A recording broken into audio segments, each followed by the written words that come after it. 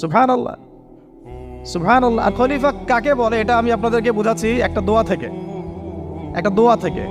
এই যে গাড়িতে করে আমরা বাসা থেকে আসলাম বা যখন কোনো সফরে যাই, আমরা একটা দোয়া পড়ি, সুবহানাল্লাযী সাখখারা লানা হাযা ওয়া মা কুন্না লাহু মুকরিনিন ওয়া ইন্না ইলা রাব্বিনা লামুনকালিবুন। এতটুকু তো পড়ি নাকি? বা এগুলো পড়তে হবে? বইমেলায় এসেছি শুধু লেকচার শোনার জন্য না, ছবি তোলার জন্য না। আজকে জীবনটা পরিবর্তন করার নিয়াত করে যাইতে হবে, ঠিক আছে ভাই? বই প্রকাশ করা, ছাপানো, বিক্রি করা, লেখা, এর চেয়ে বড় কথা আমার জীবনটা ইলমের আলোয় আলোকিত করা।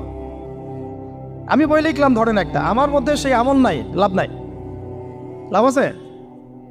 আমি বই ছাপাইছি 100, 200, 500, 1000, আমি নিজেই আমল করি না, হবে? আগে আমল, আমল জরুরি। ইলমের সাথে আমলটা খুব বেশি জরুরি। আলেম তাকেই বলা হয় যে ইলম অনুযায়ী আমল করে। তাহলে আল্লাহ পাক বলেন লিমা তাকুলুনা মা লা তাফআলুন, তোমরা এমন কাজ